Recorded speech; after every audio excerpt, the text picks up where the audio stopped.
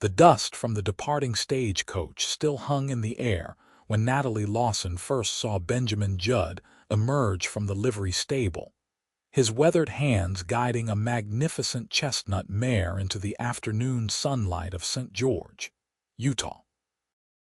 It was the summer of 1878, and she had just turned 18 that very morning, standing on the steps of her father's whitewashed church with her mother's Bible clutched against her chest, watching the tall cowboy work with a patience that seemed to gentle even the wildest creature. Her father, Reverend Samuel Lawson, had built his congregation in this Red Rock territory through 15 years of stern preaching and unwavering conviction. The church stood at the edge of town, its modest steeple reaching toward heaven as if to remind the settlement that salvation required constant vigilance. Natalie had grown up in that shadow, learning scripture before she could properly write her own name, memorizing verses while other children played in the virgin river that wound through the valley. Her mother had died when she was only 7, leaving Samuel to raise her alone with a fierce protectiveness that bordered on imprisonment.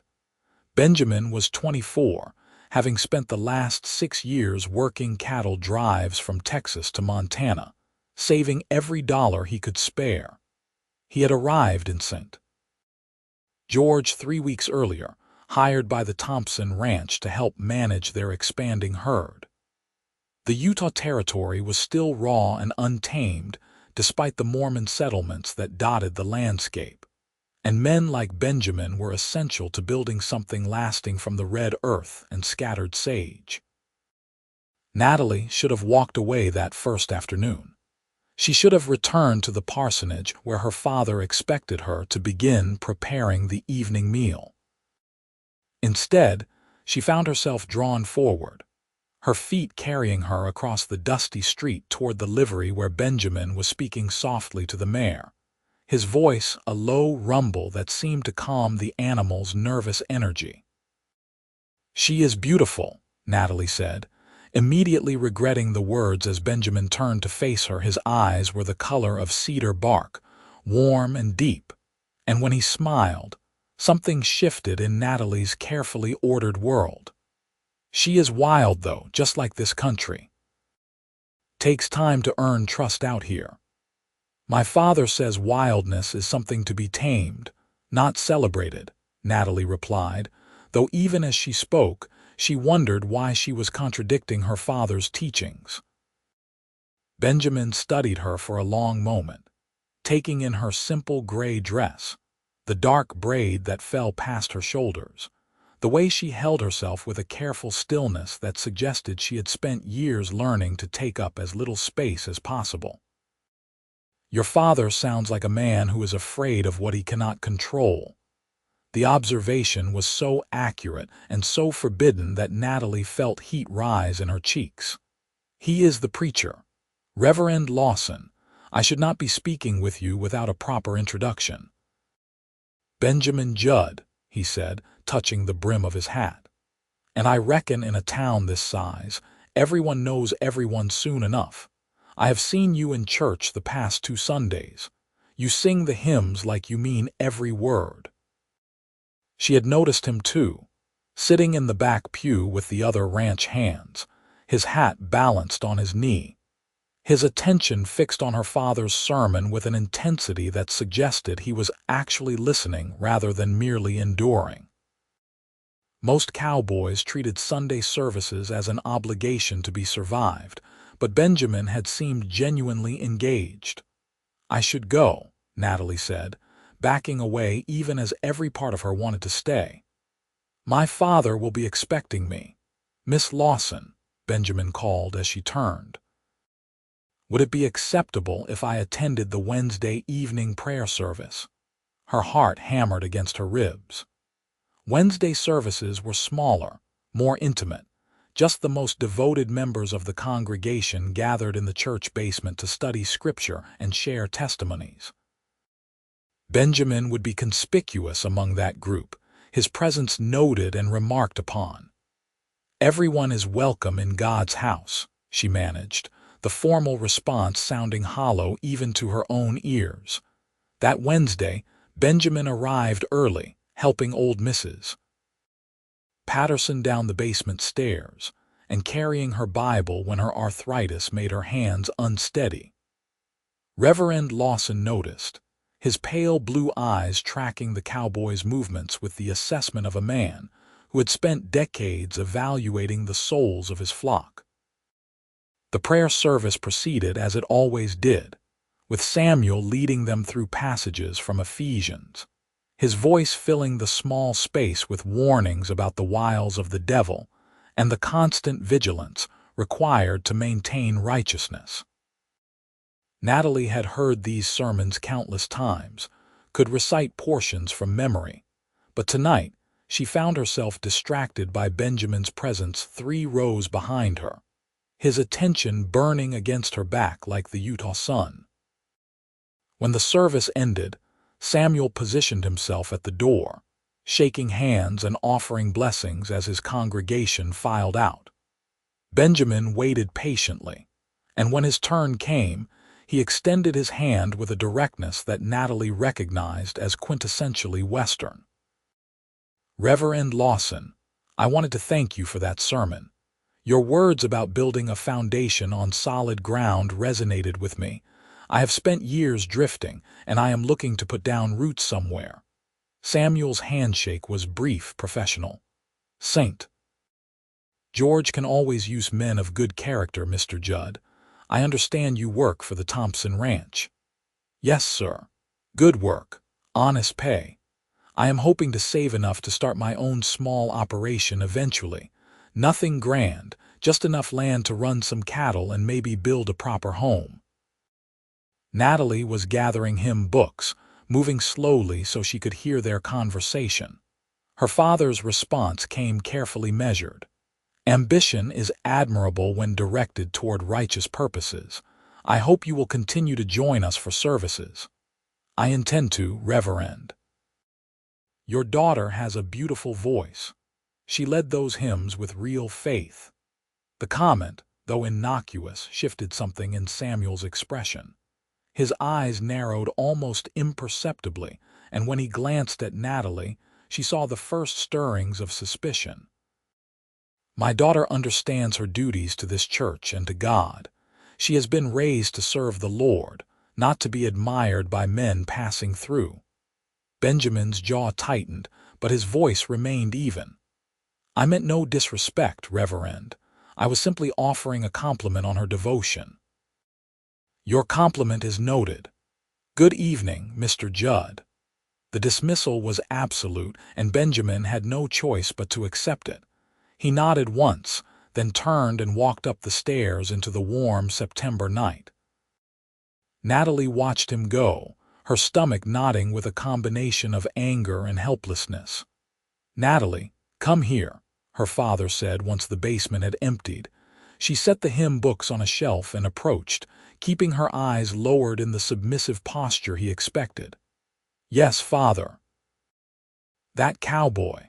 Has he spoken to you before tonight?" She could lie, but Samuel had always possessed an uncanny ability to detect deception.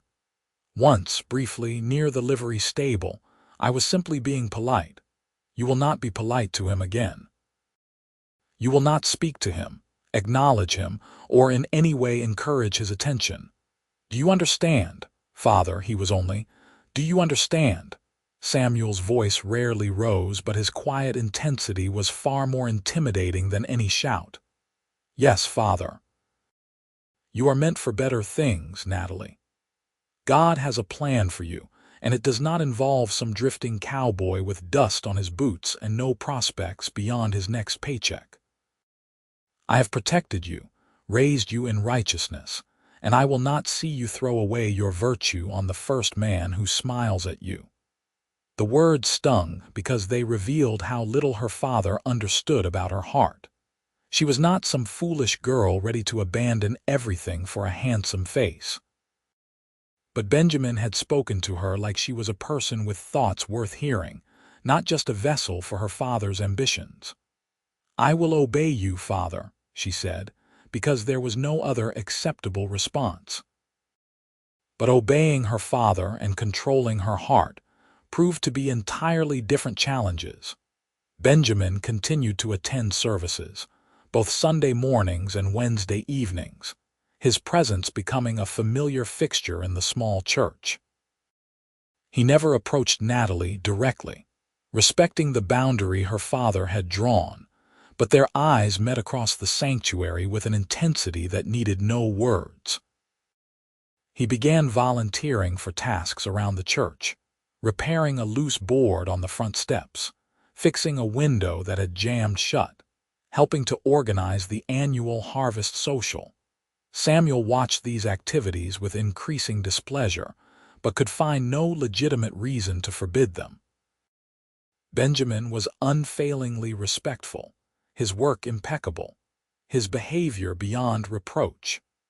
Other members of the congregation began to speak well of him, particularly the women whose husbands worked long hours and appreciated having a strong young man willing to help with heavy tasks.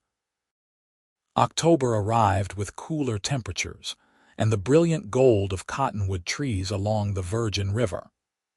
The harvest social was the major event of the season, with families bringing food to share, and the church basement transformed into a gathering space for the entire community. Natalie spent 3 days helping to prepare, cooking pies and arranging tables, her hands busy even as her mind wandered to thoughts of Benjamin. The evening of the social, she wore her best dress, a deep blue calico that her mother had sewn years ago, let out and adjusted as Natalie had grown. She had never particularly cared about her appearance before, content to fade into the background of her father's world. But tonight, she found herself checking her reflection in the small mirror above her dresser, tucking stray hairs back into her braid and pinching her cheeks for color.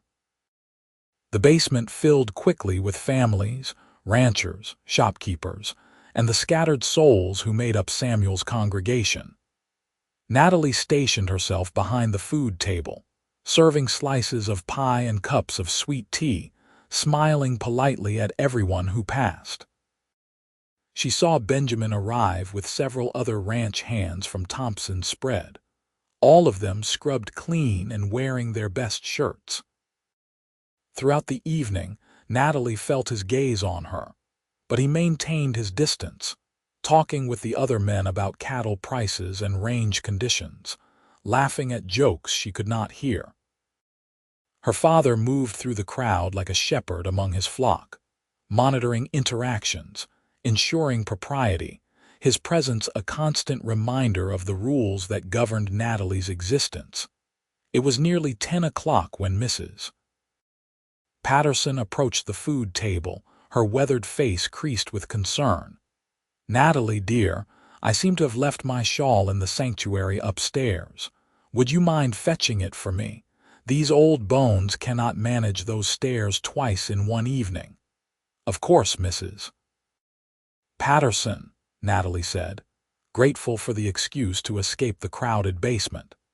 She climbed the stairs, emerging into the quiet sanctuary where moonlight streamed through the windows, painting everything in shades of silver and shadow.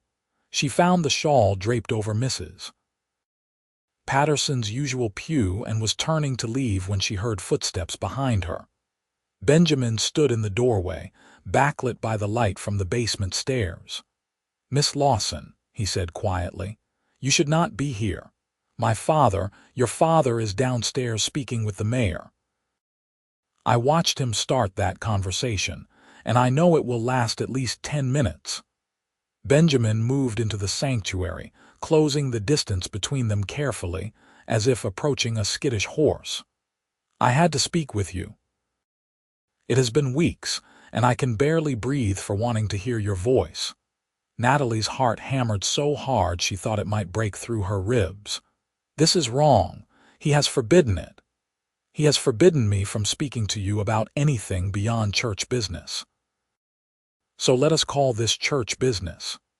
Benjamin stopped a few feet away, close enough that she could see the intensity in his eyes but far enough to maintain propriety. "Tell me honestly, Natalie, you feel nothing when you look at me?" Because I see you across that church, and I feel like I am drowning. Like nothing I did before I came to this town matters, and nothing I do after will matter unless you are part of it. She should lie.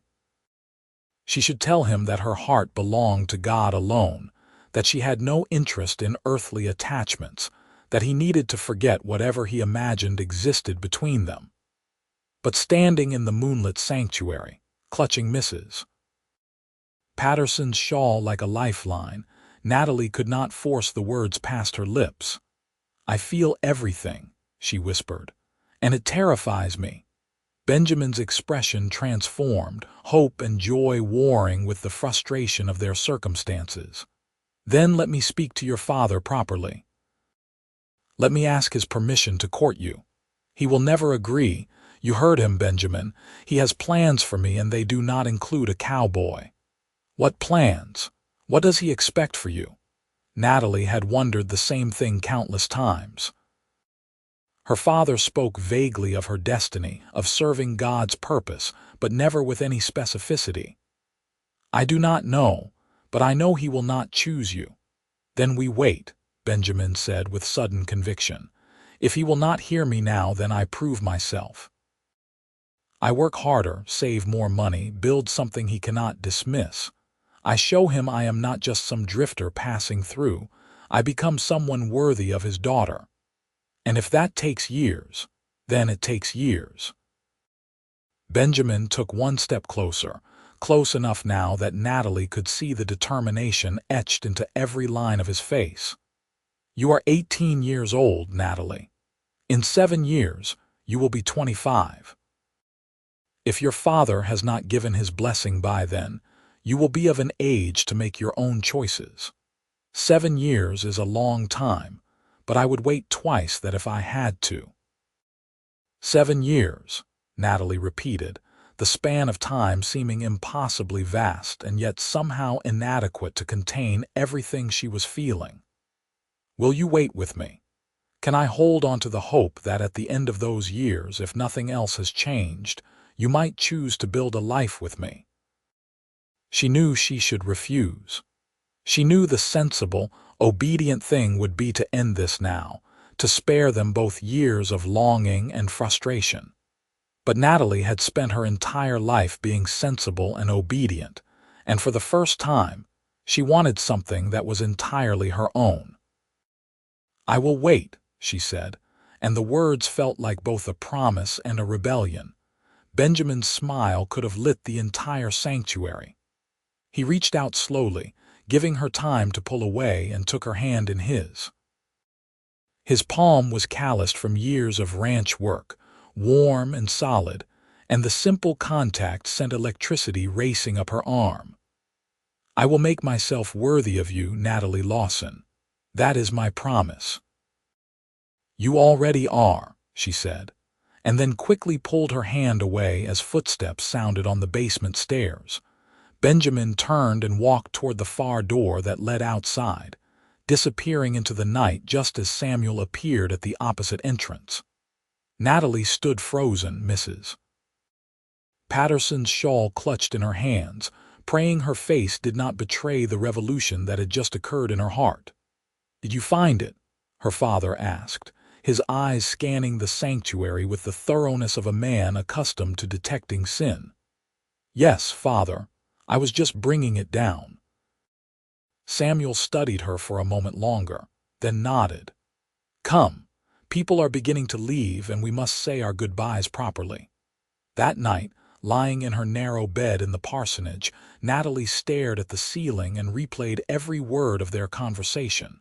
7 years. It seemed an eternity, but it also felt like a gift, a secret promise that sustained her through the weeks and months that followed. Benjamin kept his word with a dedication that bordered on obsessive. He worked double shifts when Thompson Ranch needed extra hands, saving every penny beyond his basic expenses. He began buying small parcels of land on the outskirts of St. George, rocky terrain that other ranchers dismissed as worthless, but that Benjamin saw as the foundation of something larger. He studied animal husbandry with the foreman, learned about water rights and grazing permits, made himself indispensable to the ranch operations. And every Sunday and Wednesday, he sat in that back pew of Samuel Lawson's church, his eyes finding Natalie's across the sanctuary, a silent conversation passing between them that needed no words. Samuel grew increasingly agitated by Benjamin's presence, but the cowboy's behavior remained irreproachable.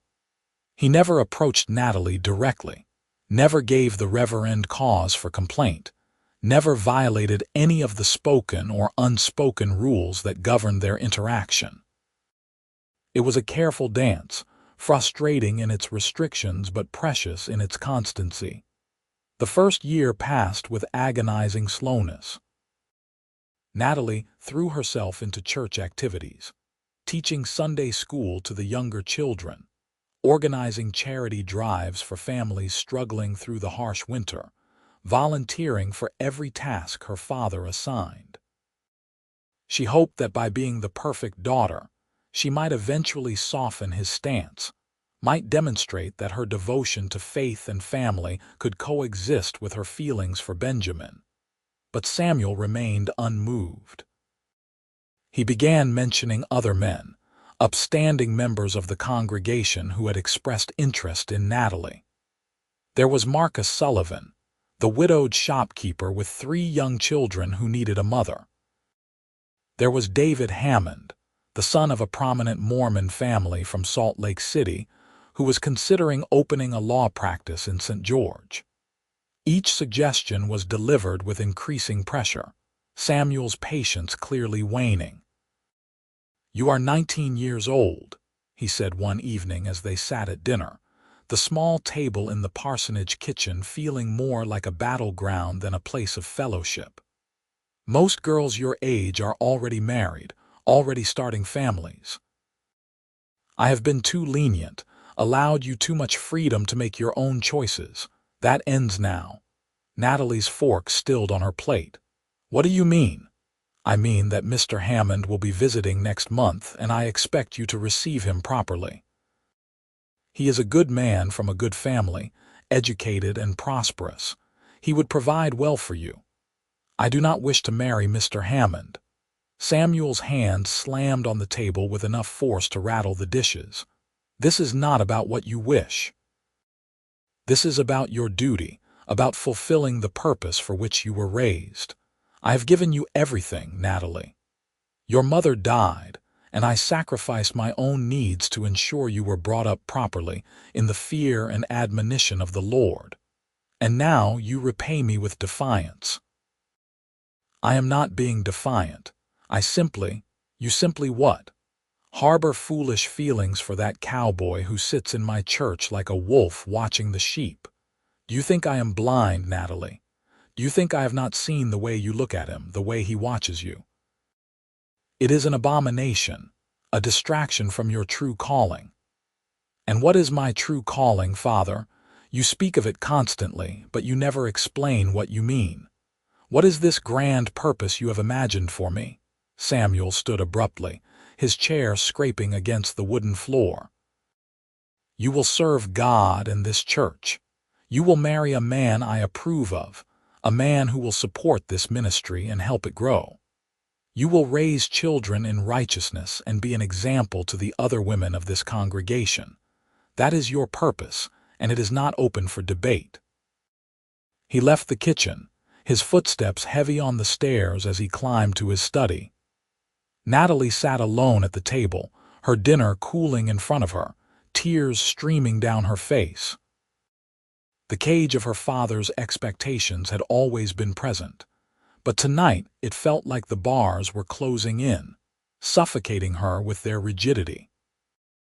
The next Sunday, she found a way to slip Benjamin a note during the post-service fellowship, pressing the small folded paper into his palm as she handed him a cup of coffee. His fingers closed around it without changing expression, and he waited until he was outside to read her message. "My father is forcing me toward marriage with another man. I do not know how much longer I can hold him off. Please do not give up on me. Benjamin read the words 3 times, his jaw clenching tighter with each pass. That evening he approached the Reverend as Samuel was locking up the church, the setting sun painting the red rocks around St. George in shades of fire. "Reverend Lawson, might I have a word?" Samuel turned, his face already hardening. "Make it brief, Mr. Judd. I have responsibilities to attend to." "I would like permission to court your daughter properly." "Absolutely not. With respect, Reverend, I am not the same man who arrived in St. George a year ago. I have saved significant money, purchased 3 parcels of good land, and established myself as a reliable worker. I attend your services faithfully, contribute to the church, and live according to Christian principles. What specific objection do you have to me?" Samuel's pale eyes glittered with something that might have been anger or fear or both. "My specific objection is that you are not the man I will choose for my daughter. She has a destiny beyond becoming some rancher's wife, living in hardship and poverty, bearing children in some rough cabin miles from civilization. I will not condemn her to that life. You would rather force her to marry a man she does not love." "Love." Samuel spat the word like it was poison. "Love is a fancy that young people use to justify their base desires.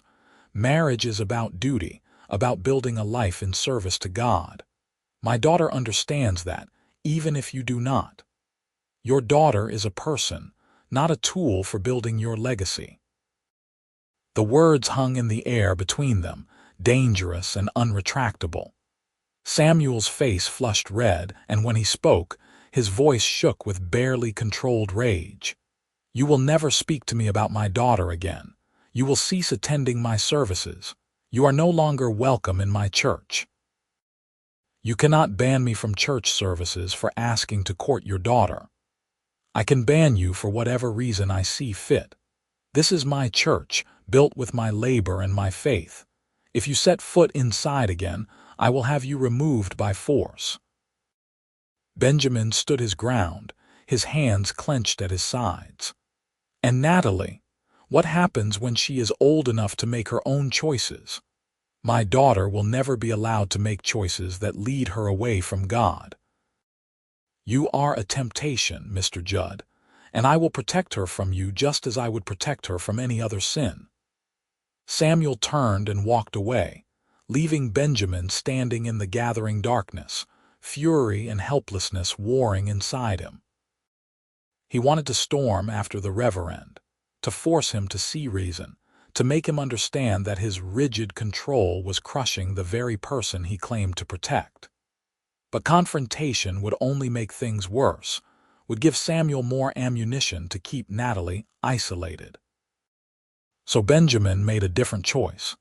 If he could not see Natalie in church, he would find other ways to stay connected. He began leaving notes in places only she would look, tucked into the hymnals she organized every week, slipped between the pages of the Bible she kept on the small table beside the church entrance. The messages were brief, carefully worded to avoid anything that might compromise her if discovered, but they carried the weight of his devotion. "I am still here. I am still waiting. You are worth every moment." Natalie found each note and kept them hidden in a small box beneath her bed, reading them late at night when her father was asleep, drawing strength from Benjamin's constancy. She wrote her own messages in return, describing her daily life, her thoughts about the sermons, her dreams for a future that seemed increasingly impossible. The second year brought new challenges. David Hammond arrived in St. George and began his campaign to win Natalie's hand with the strategic precision of a military operation. He attended services at the church, sat with the Lawsons for Sunday dinners, accompanied Samuel on pastoral visits to congregants. He was everything Benjamin was not: educated, refined, connected to powerful families and approved by her father. He was also utterly wrong for her.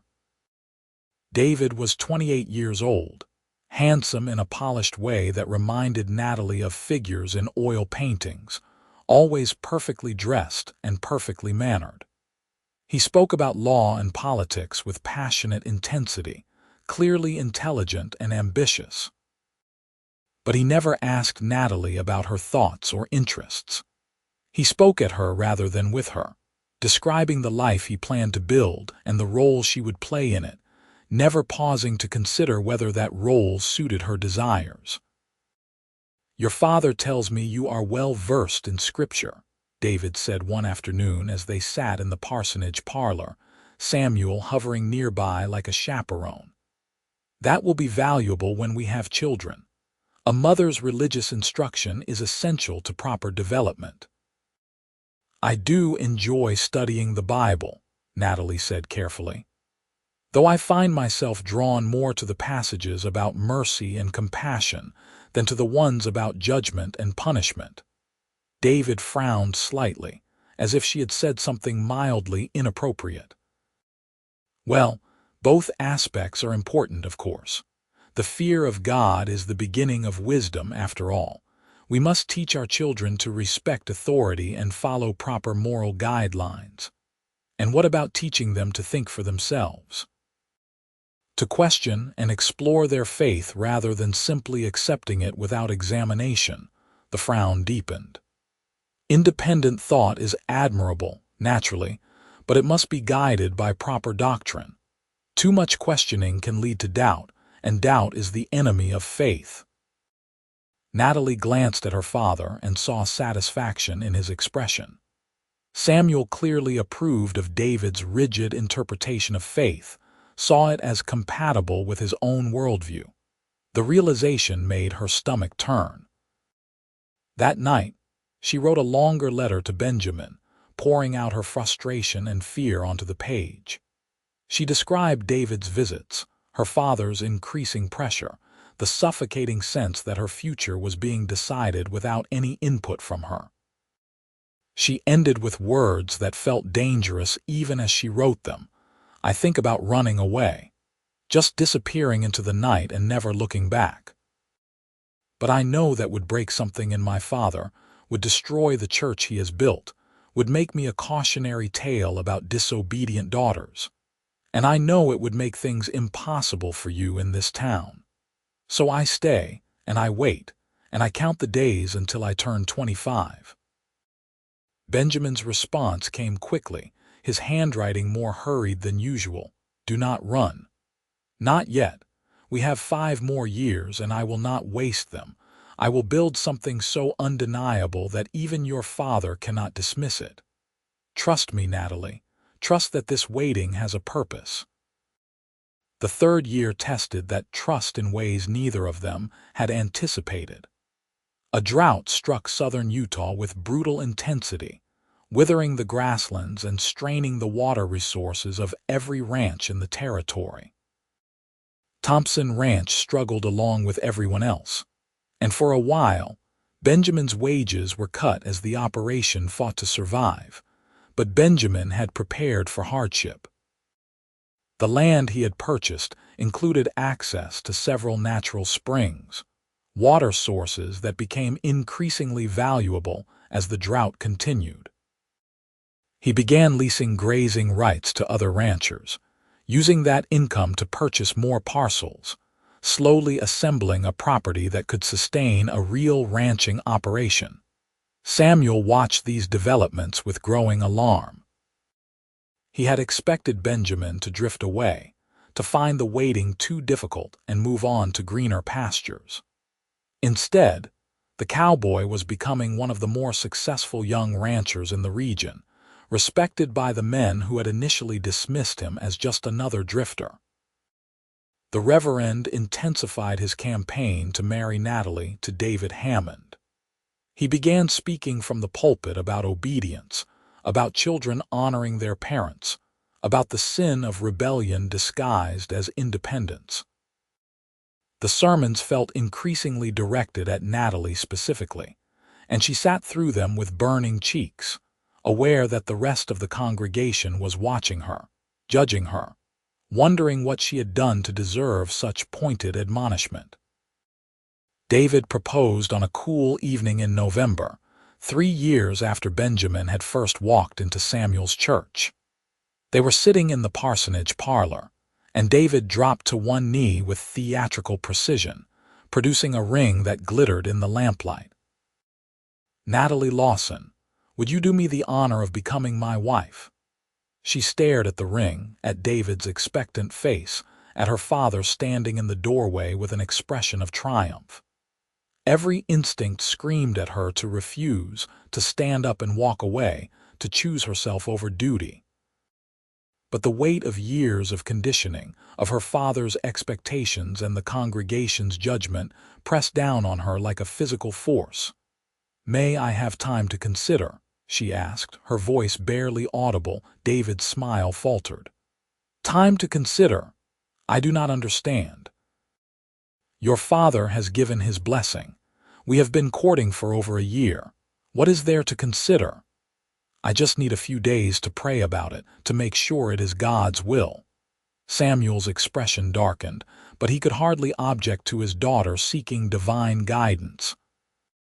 "Of course you may pray about it, Natalie, but do not take too long. Mr. Hammond deserves an answer." That night, she slipped out of the parsonage after her father had gone to bed, moving through the dark streets of St. George like a ghost. She knew Benjamin had built a small cabin on one of his properties, about 2 miles outside of town. She had never been there, never dared to visit, but desperation drove her forward. The moon was nearly full, providing enough light to navigate the road. She found the cabin exactly where she expected, a sturdy structure built from local timber and stone, smoke rising from the chimney into the cold November air. Light showed through the windows, and she approached the door with her heart hammering so hard she felt dizzy. Her knock was tentative, and for a moment she thought about running away before he could answer. Then the door opened, and Benjamin stood there in his shirt sleeves, his eyes widening in shock. "Natalie, what are you doing here? If anyone sees you," David proposed tonight. "My father expects me to accept." Benjamin pulled her inside quickly, closing the door and then standing there as if afraid to come too close. The cabin was simple but well built, a single large room with a bed in one corner, a table and chairs near the fireplace, shelves lined with books and supplies. It was clearly the home of a man building something meant to last. "What did you tell him?" Benjamin's voice was rough, strained. "That I needed time to pray about it, but my father will not give me much time. He wants this marriage, Benjamin. He has wanted it for 3 years, and he will not take no for an answer much longer." Benjamin ran his hand through his hair, pacing the small space like a caged animal. "We could leave, tonight. I have money saved, property I could sell. We could go to California, start fresh where your father could not reach us, and spend the rest of our lives running, looking over our shoulders, wondering if he will find us. Benjamin, my father, would never stop searching. He would see it as his divine mission to bring me back, to punish you for stealing me away. It would destroy everything you have built here. I do not care about what I have built. I care about you, about not losing you to some self-important lawyer who does not even know you." Natalie crossed the room, closing the distance between them, and took his hands in hers. It was the most intimate contact they had shared since that night in the church 3 years ago, and the touch sent electricity racing through her entire body. "We have 2 more years until I turn 25. 2 years, Benjamin. If we run now, we throw away everything we have waited for. But if we can endure just a little longer, I will be old enough that my father cannot force me into anything. I can choose you freely, without it being an act of rebellion or defiance.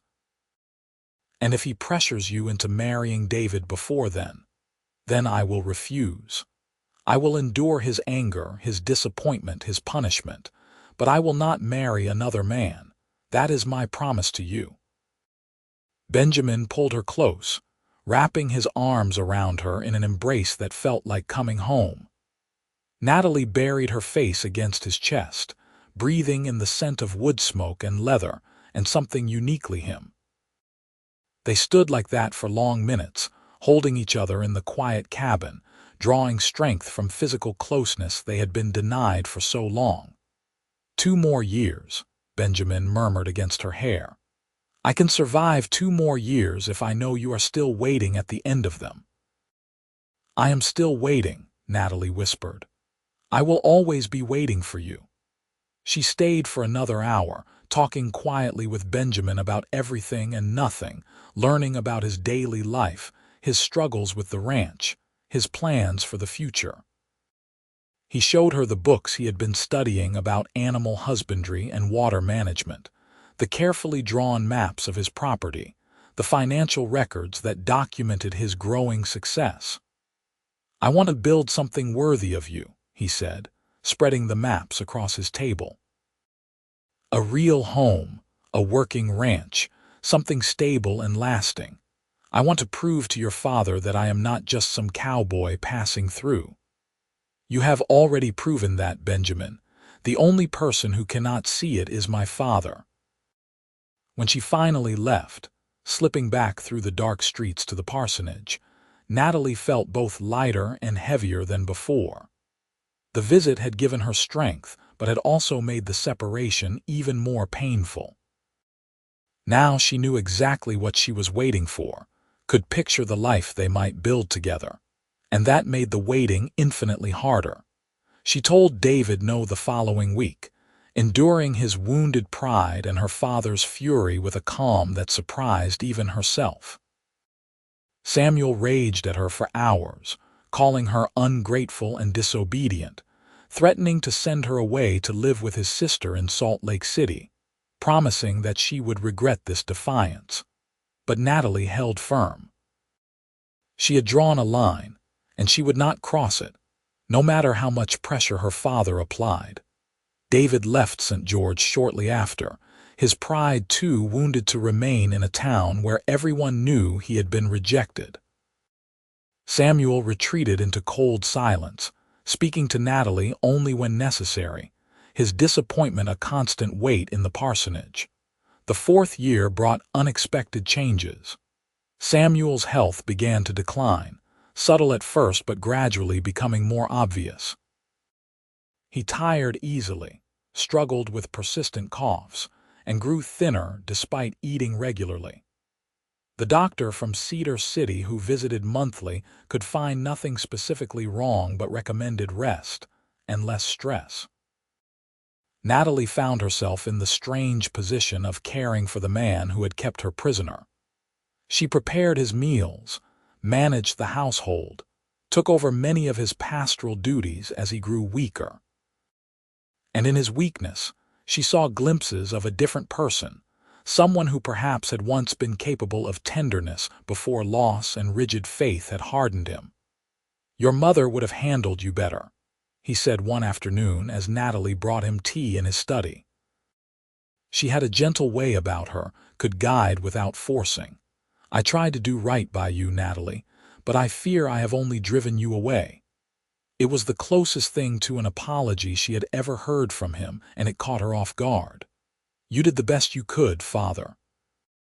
Raising a daughter alone could not have been easy. I wanted to protect you from making the mistakes I saw others make. Marriages based on passion rather than principle, lives ruined by poor choices. I thought if I could control your circumstances, I could ensure your happiness. But happiness cannot be controlled, Father. It has to be chosen freely, or it is not really happiness at all. Samuel looked at her with tired eyes. I suppose you are still thinking of that cowboy. His name is Benjamin Judd, and yes, I am still thinking of him. I have been thinking of him for 4 years, and I will keep thinking of him until you give us your blessing or until I am old enough to make my own choice. You are 22 years old. Many would say you are already old enough.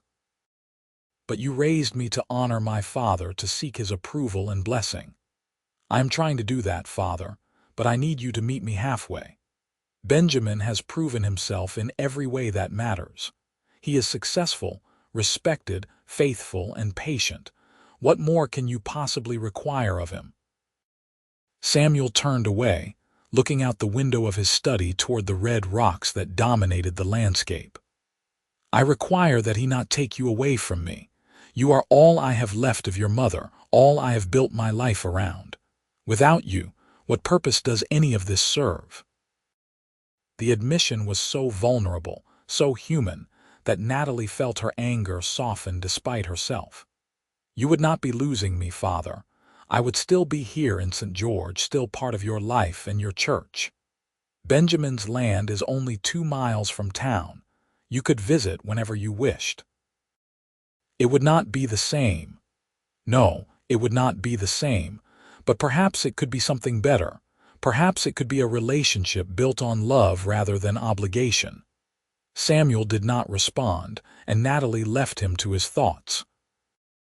But something had shifted in that conversation, some small crack in the wall that had stood between them for so long.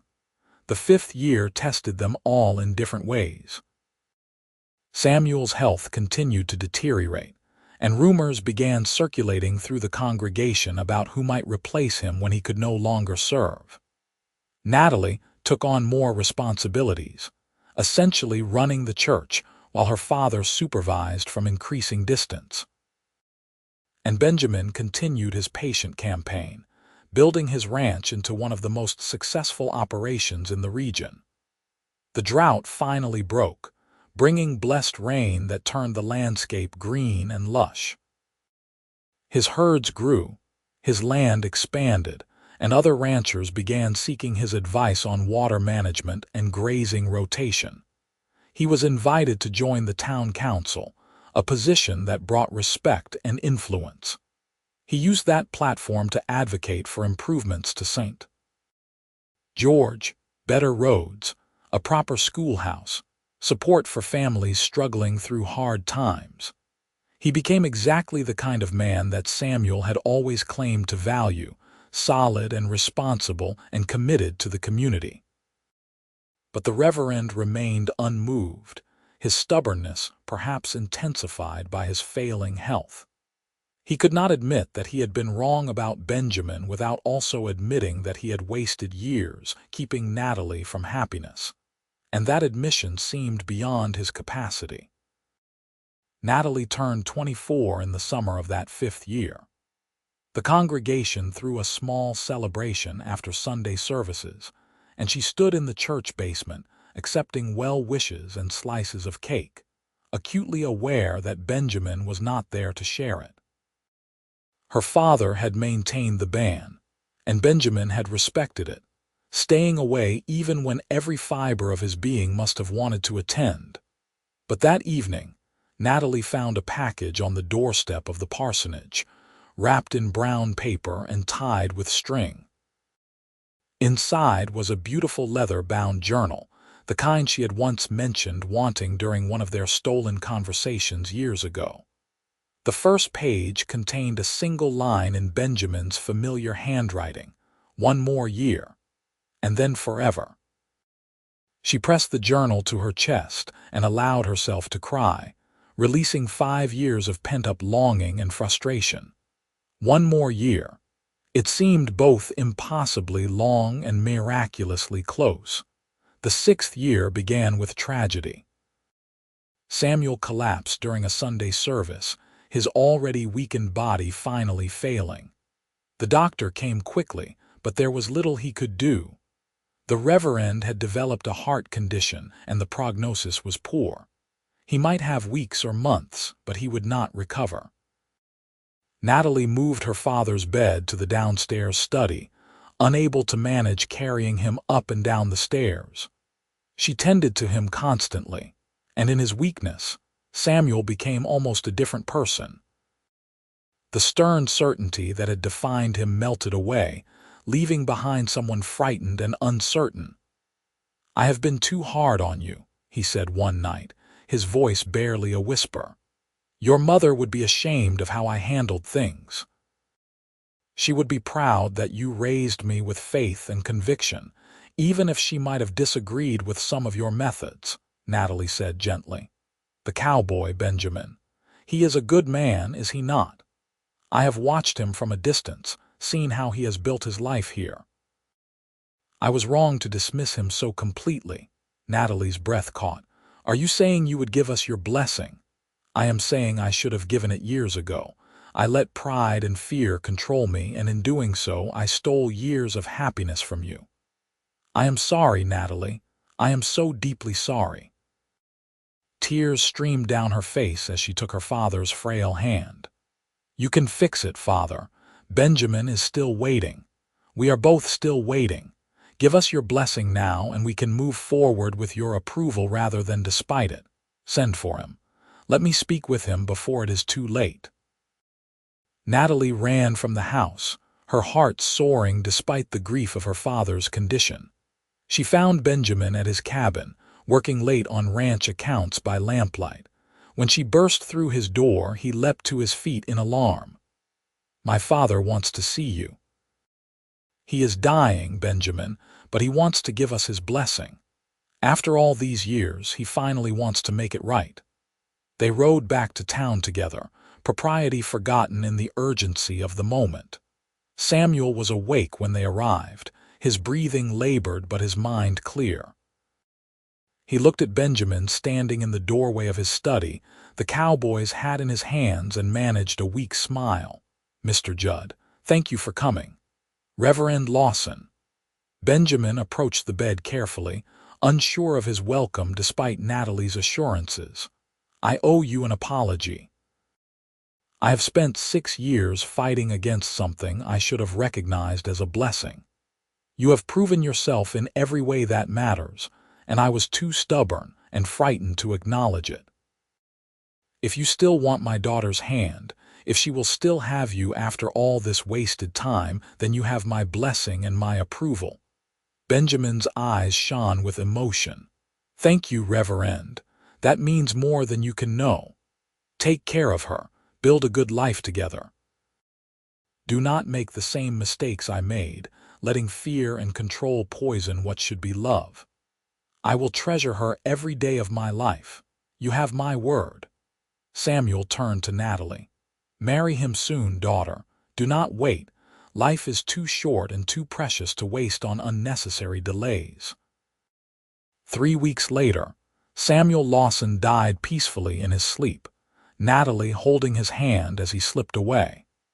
The funeral was well attended, with members of the congregation sharing stories of his dedication and faith. Natalie mourned him genuinely, grieving not just for the father she had lost, but for all the years they might have had together if pride had not stood between them. But even in grief, she felt a strange sense of freedom. The cage that had defined her life was gone, and while she had never wished for her father's death, she could not deny the relief of finally being able to make her own choices. Benjamin gave her space to grieve, but he was always nearby, a steady presence that required nothing from her but offered everything. When she was ready, he simply took her hand and asked a question he had been waiting 6 years to ask properly. "Natalie Lawson, will you marry me?" "I have been waiting 6 years to say yes," she replied, and kissed him for the first time.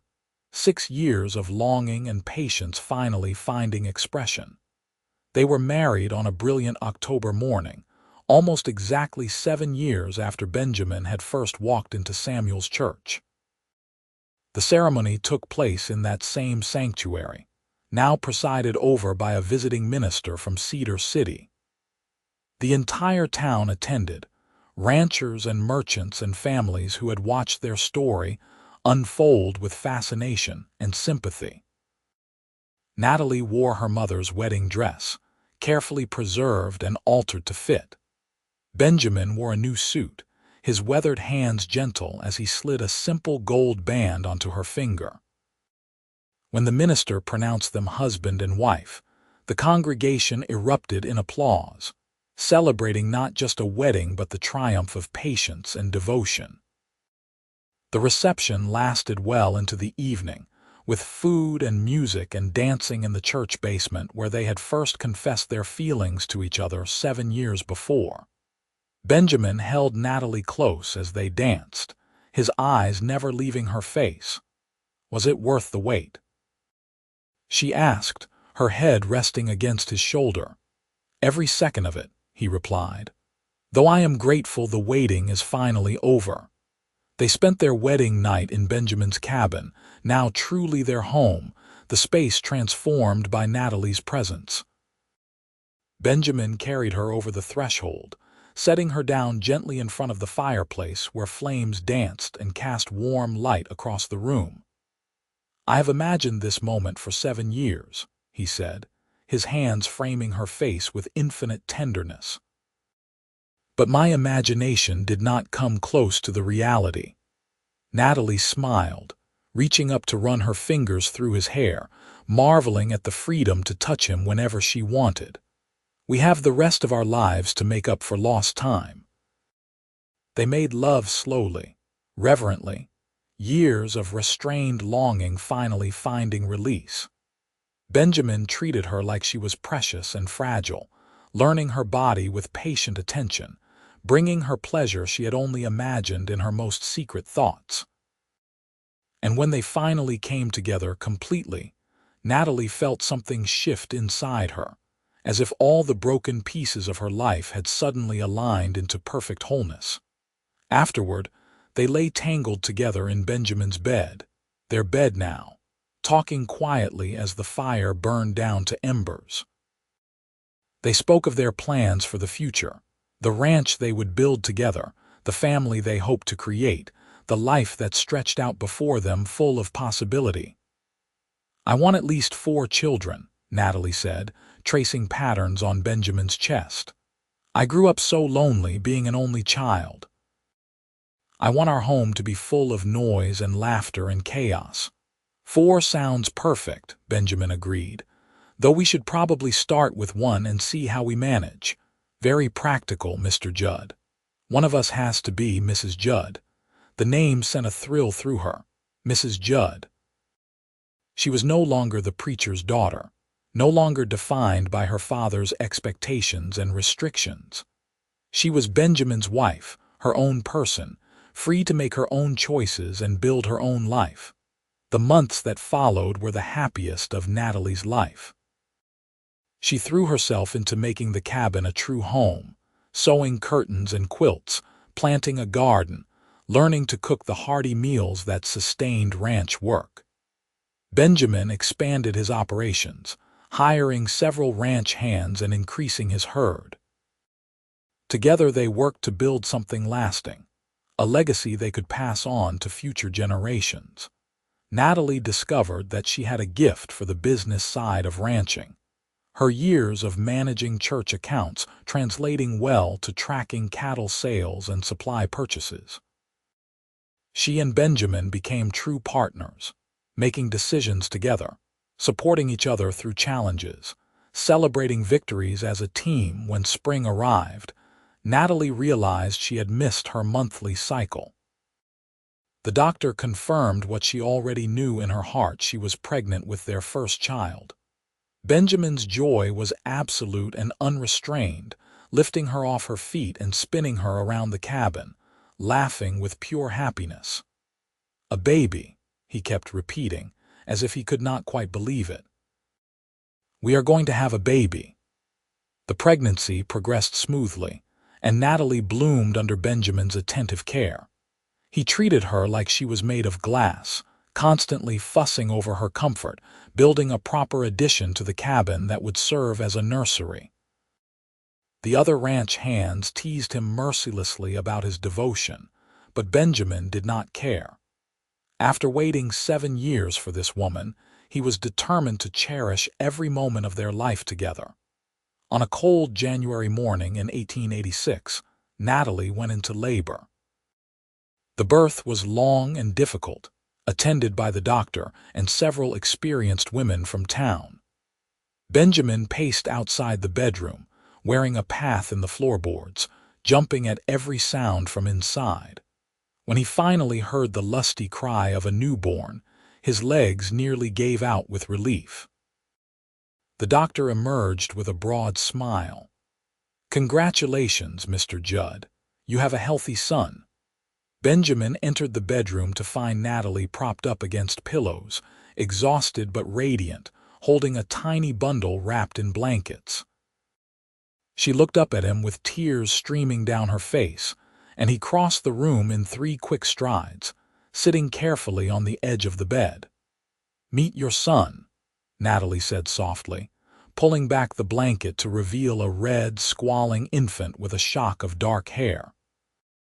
Benjamin stared at the baby in wonder, his large, calloused finger gently touching the impossibly tiny hand.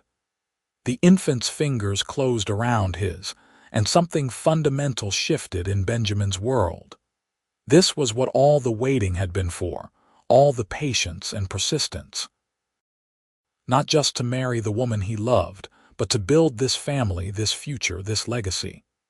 "What should we name him?" Natalie asked. They had discussed names endlessly during the pregnancy, but now that the moment had arrived, Benjamin knew exactly what felt right. "Samuel, after your father." "He made mistakes, but in the end he did right by us. I think he would be honored." Fresh tears spilled down Natalie's cheeks. "Samuel Benjamin Judd. It is perfect." Little Samuel thrived, growing from a red, wrinkled newborn into a chubby, happy baby with his mother's dark eyes and his father's stubborn determination. The cabin rang with his cries and gurgles and eventually his laughter, transforming the space from a bachelor's rough shelter into a real home. Natalie settled into motherhood with the same dedication she brought to everything else. She balanced caring for Samuel with helping Benjamin manage the ranch, often working with the baby strapped to her back in a carrier Benjamin had fashioned from leather and canvas. The ranch hands doted on the child, taking turns entertaining him during quiet moments, teaching him to recognize horses and cattle before he could even walk. When Samuel was 18 months old, Natalie discovered she was pregnant again. This time the pregnancy felt easier, her body knowing what to expect, and in the summer of 1887, she delivered a healthy baby girl they named Grace Alina. She had her father's light brown hair and a temperament that seemed determined to match her brother's energy. The cabin was bursting at the seams now, so Benjamin began construction on a proper house. A 2-story structure built from good timber and local stone, with enough bedrooms for their growing family, and a large kitchen where Natalie could work. The ranch hands helped with the construction, and by Christmas of 1887, the family moved into their new home. Standing on the front porch, looking out over the land they had built together, Natalie felt overwhelming gratitude for the journey that had brought them here. The 7 years of waiting had seemed endless at the time, but looking back, she could see how that period had shaped them both, teaching patience and strengthening their commitment. "You ever regret it?" Benjamin asked, joining her on the porch as the children napped inside.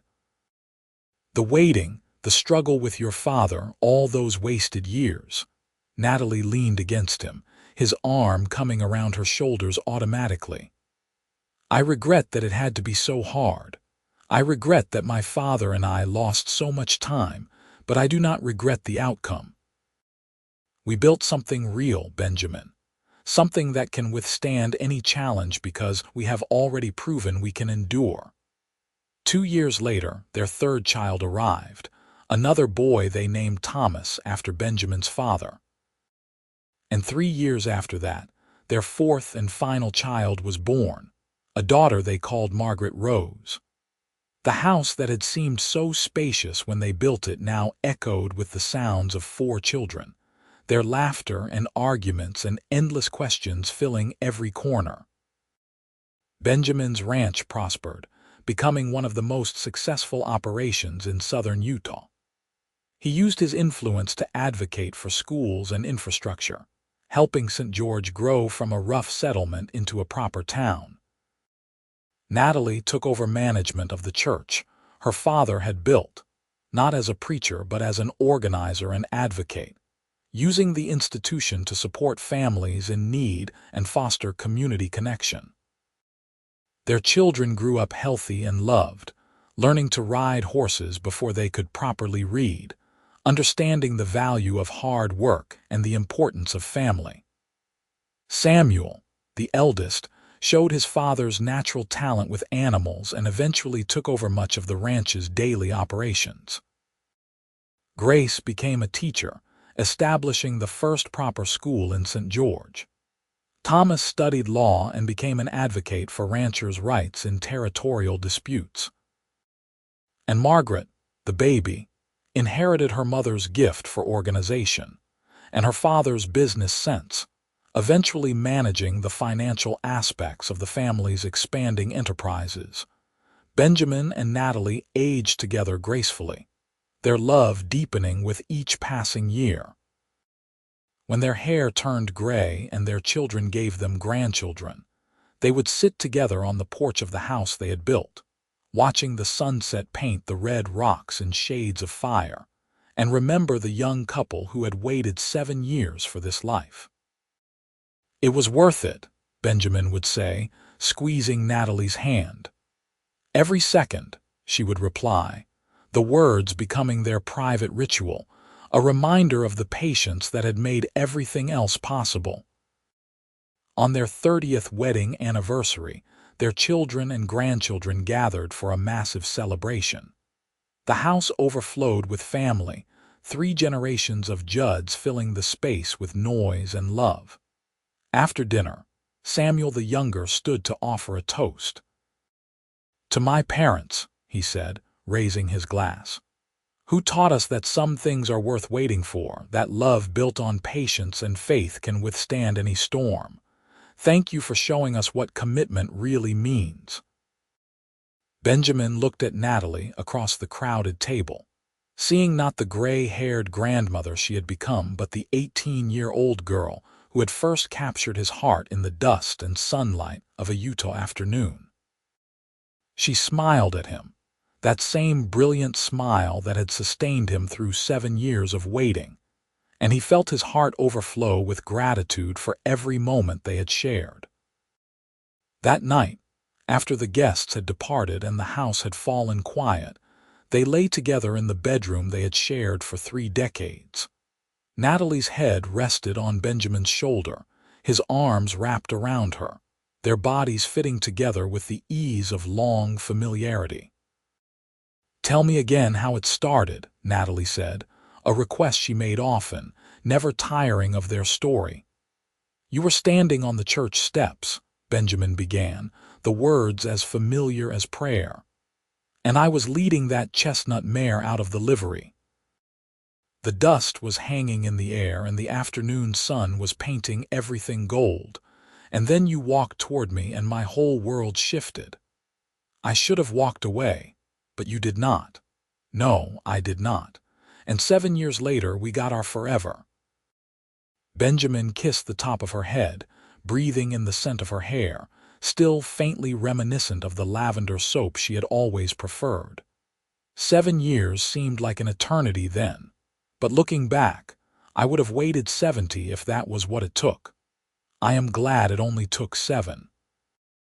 They fell asleep like that, wrapped in each other and in memories, their love story complete and perfect, a testament to the power of patience and the reward of faith. Outside their window, the Utah stars blazed in the endless sky, witnessing the conclusion of a journey that had begun with a forbidden glance and endured through years of separation to find its resolution in a lifetime of love.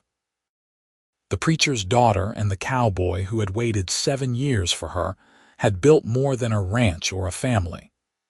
They had built a legacy of devotion, proving that some promises are worth keeping no matter how long it takes to fulfill them. And in the Red Rock country of southern Utah, their story would be told for generations, a reminder that true love requires not just passion but patience, not just desire but dedication, Not just hope, but the willingness to wait for as long as it takes.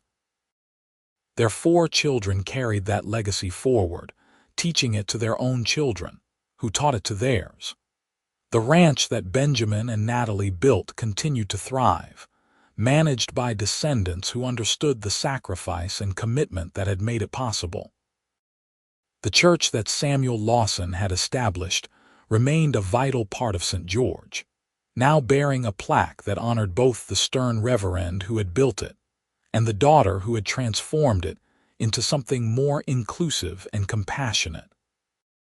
And sometimes, on quiet evenings when the sun painted the red rocks in shades of fire, people claimed they could still see them, the ghost of a young cowboy leading a chestnut mare, the spirit of a preacher's daughter standing on church steps, their love transcending even death to remind the world that patience is the foundation upon which all lasting happiness is built.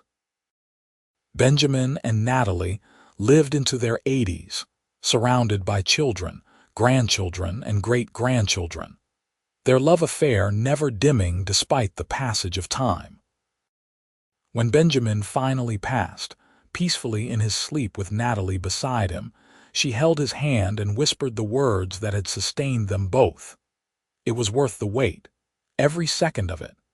She followed him 6 months later, unable to bear separation after a lifetime of togetherness. They were buried side by side on a hillside overlooking the ranch they had built, their matching headstones bearing simple inscriptions. Benjamin Judd, beloved husband and father, he waited 7 years, and gained forever. Natalie Lawson Judd, beloved wife and mother, she was worth the wait and in St. George, Utah. Their story became legend, passed down through generations as proof that love built on patience and faith can overcome any obstacle, survive any challenge, and create something beautiful enough to last beyond a single lifetime. The cowboy who had waited and the preacher's daughter who had been forbidden became symbols of devotion, their 7-year separation transforming into a testament to the truth that some things, the very best things, are always worth waiting for.